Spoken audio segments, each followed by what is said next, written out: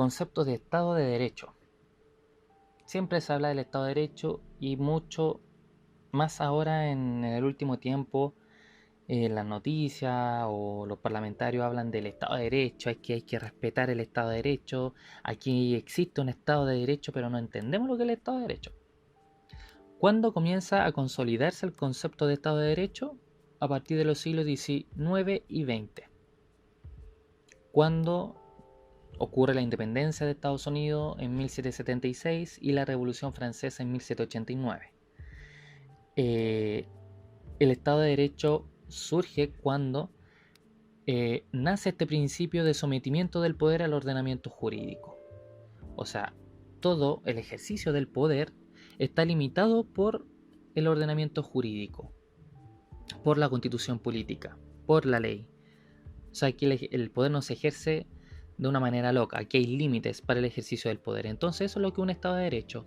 Dentro del Estado hay autoridades, hay funcionarios, hay ciudadanos, hay personas, y estas personas cuando ejercen el poder lo tienen que hacer siempre respetando el derecho, la norma jurídica, el ordenamiento jurídico.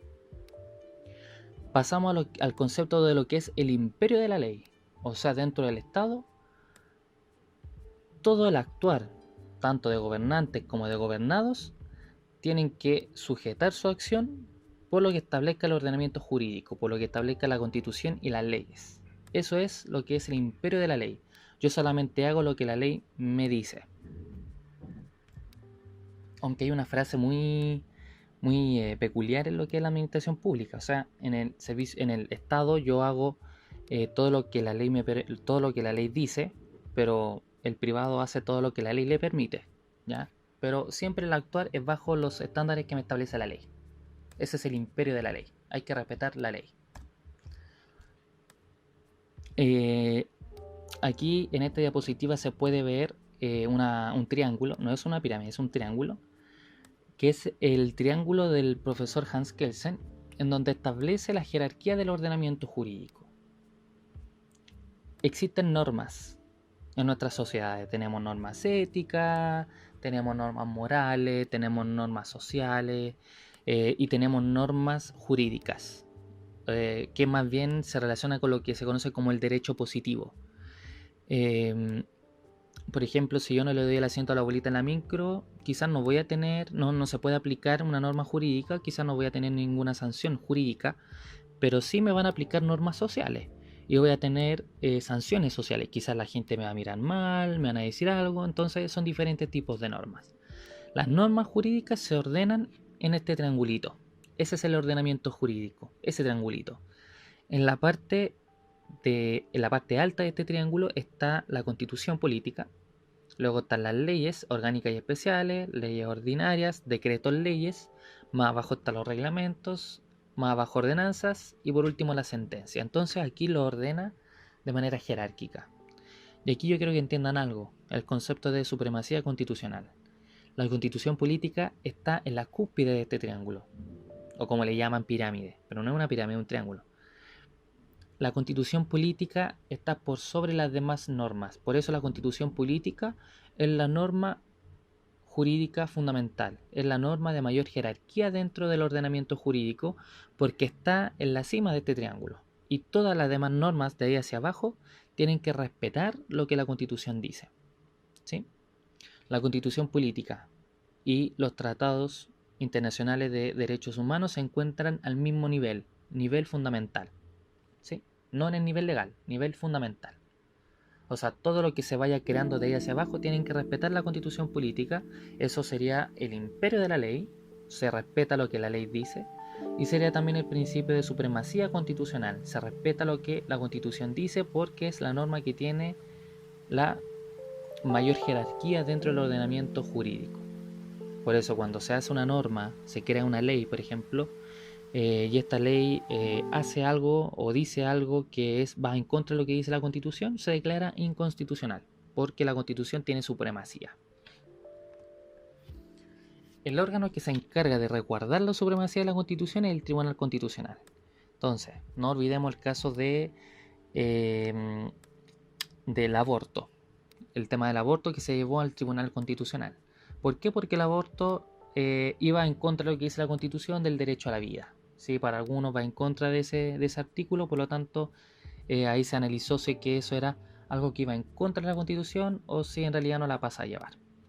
Entonces, ¿qué es la Constitución política? La Constitución política es la norma fundamental del Estado.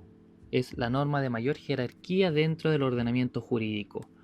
La Constitución política, todos la ven como un librito. Es el librito, sí. Lo pueden comprar el librito. Lo pueden descargar de internet. Esa es la Constitución política. Y tiene tanta importancia la Constitución política porque ordena al Estado, le da estructura al Estado, le entrega principios al Estado. O sea, si nosotros queremos formar un Estado, podemos plasmar la idea en una Constitución política. ¿Cómo queremos que sea el Estado? Que haya un presidente, que haya un Congreso, que el Congreso sea unicameral, que sea bicameral, cuáles van a ser las atribuciones de ese Congreso, va a existir un poder judicial, ¿cómo va a ser? ¿Cuáles van a ser los principios? Esta Constitución política además tiene funciones. La primera función de la Constitución política es la función de orden del Estado, o sea, la Constitución le entrega orden al Estado, termina el caos y la anarquía. O sea, que cada persona tenga el poder y ejecuta, cada uno de los ciudadanos ejerza el poder de la manera que ellos crean conveniente sin ninguna limitación. O sea, la Constitución política le da orden al Estado, a esta organización. Segunda función, orden duradero. O sea, si bien entrega un orden, pero trata de que este orden sea duradero, lo cual no implica que la Constitución política no deba modificarse, ¿cierto?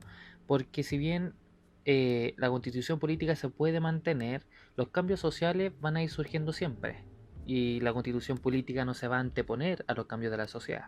Entonces, en la medida en que ocurran cambios sociales, la Constitución política tiene que adecuarse a la exigencia de la sociedad. Tercero, se limita a regular lo esencial y no los detalles.